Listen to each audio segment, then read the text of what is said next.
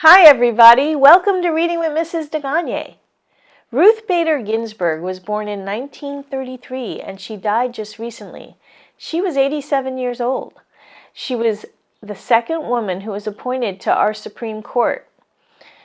She was appointed in 1993, so she served 27 years and she was always fighting for truth and for fairness.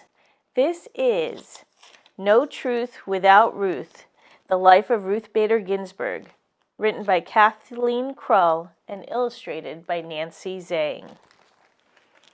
We may take it for granted now that women should be treated as equals, that daughters are valued just as much as sons. But girls and women used to face unfairness every day in their families, schools, and workplaces. Sometimes the things we take for granted today happen because of a single person. This is the story of one of those change makers, Ruth Bader Ginsburg, fierce fighter for fairness and truth.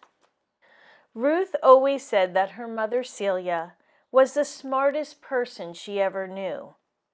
Celia loved to learn. She brought home straight-A report cards and showed them to her father.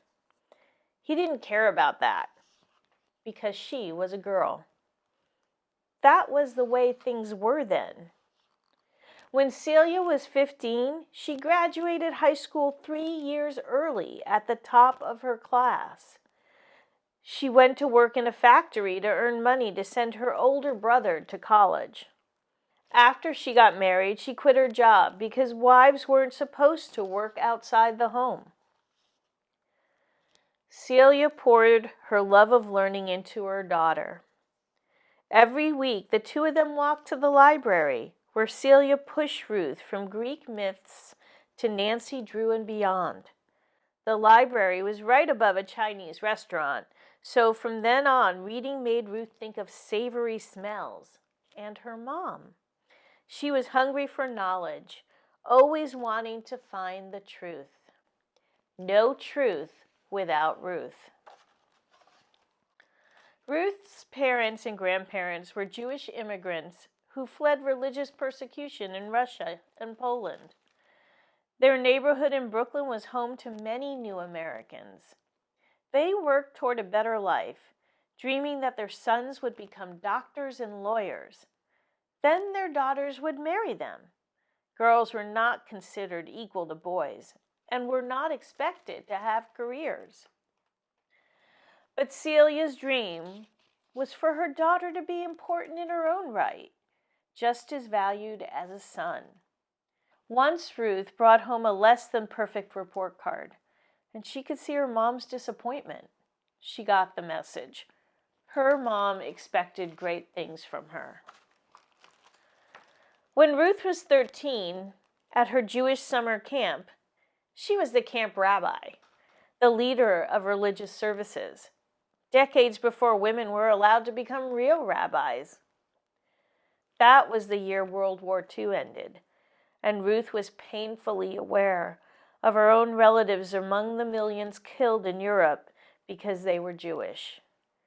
There was unfairness in America, too. Ruth sometimes saw signs that read, "No dogs or Jews allowed." In high school, besides earning straight A's, she threw herself into activities. Girls weren't encouraged to play sports then. As the leader of the Go-Getters, a pep club that cheered the athletes, she twirled her baton with such energy that one day she chipped her tooth. But Ruth had a sad secret at home. Her mother was fighting cancer. Ruth did her homework sitting by Celia's bed because she knew how much her mom loved to see her study. Celia died the night before Ruth's graduation. Instead of speaking in front of the school that day and accepting her academic awards, Ruth helped her father make funeral arrangements. The Jewish mourning service required 10 men. Ruth wasn't allowed to be part of the tradition. Losing her mom so early in her life was a terrible blow. Carrying out her mom's dream became Ruth's goal. That fall, she enrolled at college. Her grades were so stellar that she'd won a scholarship. Plus, Celia had put some money away for her. In college, other students called her scary smart because it was a time when girls were supposed to hide their smarts. Ruth memorized the locations of the women's bathrooms on campus and hid out, studying there. She read in the news about Joseph McCarthy, a famous senator from Wisconsin, who attacked people he thought were national enemies. He ruined lives and threatened America's freedoms. Ruth was impressed by the brave lawyers who stood up to him. Being a lawyer, a fighter for fairness, seemed heroic. Most young men didn't care if a girl had a brain. The first one who did was Martin. Ruth married him, and they journeyed toward becoming young lawyers together. In law school, Ruth stood out in a major way. She was one of only 9 women in her class of more than 500. Most places around campus were opening up to women, but a few were still men only. Professors who weren't comfortable with women students sometimes called on them as a joke, to mock them if they didn't know the right answers. One evening, the dean of law school invited the 9 female students to dinner at his house. How thoughtful! But it turned out he wanted to ask why each of them was there, taking the place of a man. Ruth was so flustered that she mumbled something she knew he'd like. She wanted to understand her husband's work better. Late one night for an assignment, she had to get a law journal from the room in the library where the old magazines were kept. But that room was still closed to women. She begged the guard to at least bring the magazine to her outside, but he refused. She had to find another way to complete her assignment, keeping her perfect grades intact. Outside of class, some men called her Ruthless Ruthie, and even worse names. She decided those names were better than being called Mouse. Ruth was becoming a warrior. She graduated at the very top of her class. Her mom would have been so proud. But she didn't get a single job offer. Every law firm rejected her. Job descriptions said men only. A kindly professor helped, trying to find her a job as a clerk to a judge instead. One judge asked if Ruth wore skirts. He couldn't stand women who wore pants. Then the judge said, "Never mind. I'm not hiring a woman." Ruth began clerking for another judge. From there, she went on to teach law as a professor at one of the few law schools willing to hire women. And one day, Ruth Bader Ginsburg began to fight for the truth, to fight to change America. Her students planted the seed. As the years passed, there were more and more women in law school, about 6 for every 100 men. One day, some of them asked Ruth to teach a new course, Women and the Law. She hit the library to read everything available. It didn't take much time. Hardly anything had been written about this topic. What she found was that laws about women were unfair. The legal system seemed based on old-fashioned ideas about women being different from men, and not in a good way. It struck Ruth that whatever the law used the word protection, as in women needed special protection, it meant the slamming of a door. But it was the 1970s, and women's roles in society were changing. Ruth asked herself, how could the law catch up? She divided her time between teaching and helping to found the Women's Rights Project. This was a group of lawyers who fought for women fired for being pregnant, girls not allowed to participate in sports, and men denied time off for childcare, and against the endless unfair rules about hiring women and promoting them at work. Ruth was the group's chief lawyer. She wrote arguments for many of its cases, sometimes going to the lower courts to argue them in person. Some men called her picky and demanding, and sometimes when she talked, she noticed that no one seemed to hear until a man said the same thing. But she kept making her points, a fierce fighter for fairness, speaking up for the truth. One January afternoon in 1972, she got ready to argue her first case in person in front of the mighty Supreme Court, the highest court of all. These were the 9 most important judges in the country, all men, appointed to the bench for life. They wore heavy black robes and sat up above the courtroom in high-backed chairs. As they made decisions on the most controversial cases of all, they asked lots of tough questions of the lawyers in front of them. Ruth was prepared, but she was too nervous to eat lunch for fear of not keeping it down. "Mr. Chief Justice, and may it please the court," she started. She was queasy, her voice shaky. Thinking of her mom helped. For that very reason, she wore her mom's circle pin and her earrings. She was suiting up in armor to fight her opponent that day, the United States government, and truth was her weapon. Ruth began by talking about an earlier case of an Idaho mother not allowed to take care of her dead son's estate because she wasn't a man. Ruth knew the case well. She had written the argument that the mother should be allowed to handle her son's affairs, and her side had won. The Supreme Court had declared for the first time that a law treating men and women differently violated the United States Constitution. It was illegal. Now Ruth wanted to build on that decision. In presenting the day's case, Ruth felt a surge of confidence. After all, these men might be scary, but they were there to listen to her. This was an opportunity to teach. A woman officer in the United States Air Force was being denied medical and housing benefits for her husband. Male officers had no trouble getting these benefits for their wives. Ruth argued that laws treating men and women differently were unfair, meant to keep women in their place, a place unequal to men. Then she looked directly at the 9 men and concluded with the words of Sarah Grimke, a famous fighter for women's right to vote. "I ask no favor for women. All I ask of our brothers is that they take their feet off our necks. Thank you." Stony silence from all 9 judges. It was most unusual that not one of them had interrupted Ruth with questions. The men stared at her. Were they stunned? Not listening? Offended? Asleep? The justices had hardly any experience with legal arguments about women. In his diary that night, one of them graded her performance, C+, very precise female.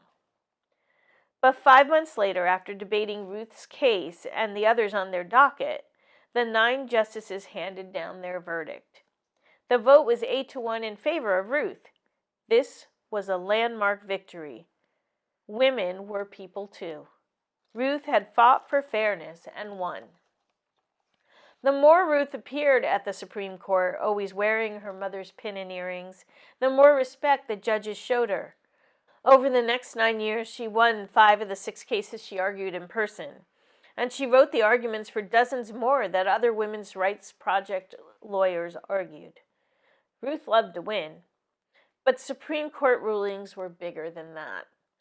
Future court cases were supposed to follow them. With all her victories, Ruth wasn't just winning. In fighting for fairness, she was actually changing the way the country treated women. Ruth chose her cases by looking for ways that men were being hurt too. Unfairness, she said, is bad for everyone. It's bad for men. It's bad for children. Her favorite case was a man with a baby in his arms.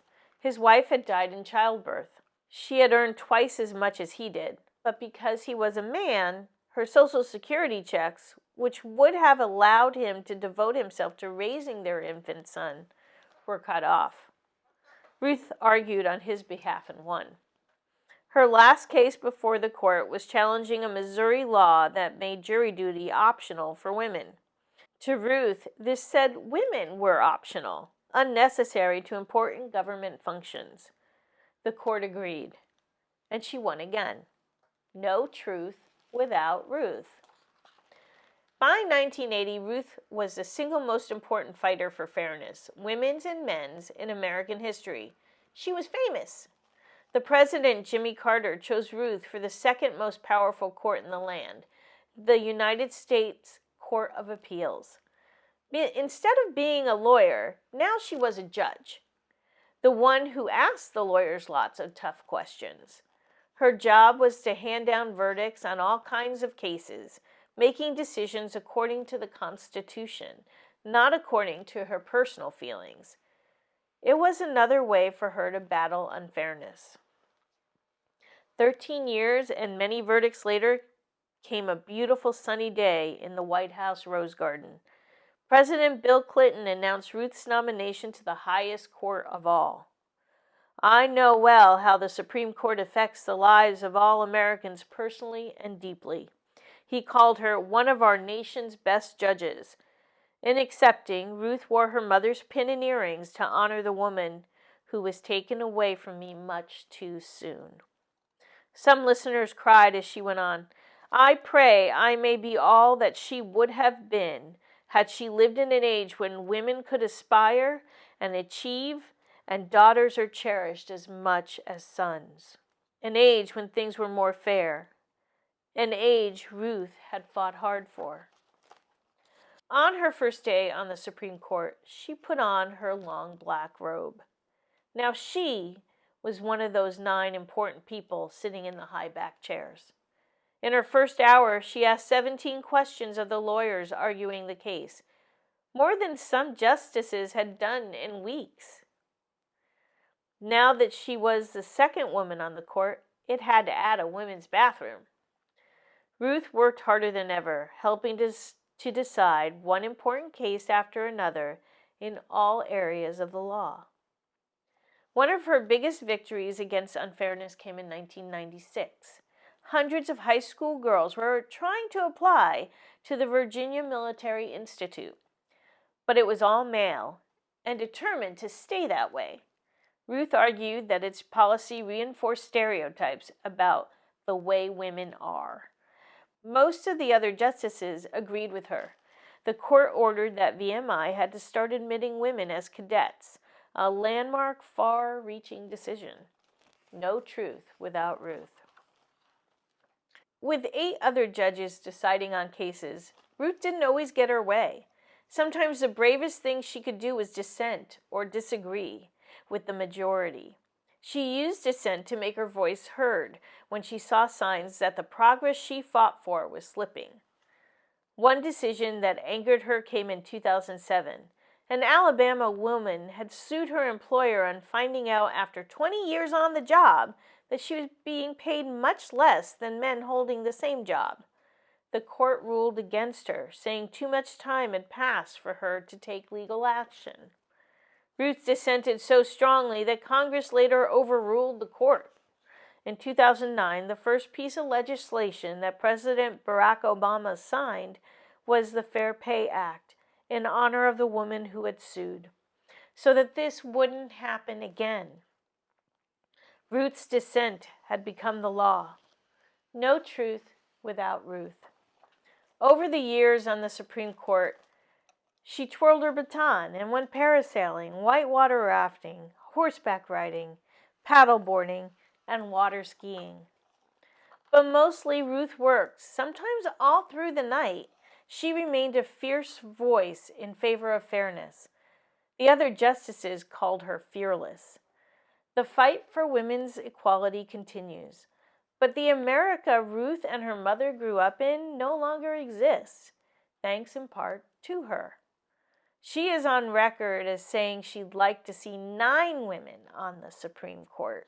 Until then, she is RBG, scary smart and fearless, picky and demanding, and a powerful fighter against unfairness. No truth without Ruth.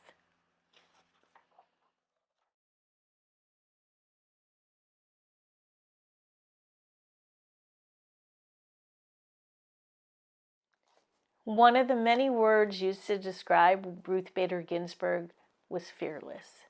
She tried hard and was brave and wanted to make the world a fairer, better place. Sometimes we have to be brave to do important things. So, I challenge you. How are you going to be brave today and try to make the world a better, fairer place? See you next time on Reading with Mrs. DeGagne. Bye.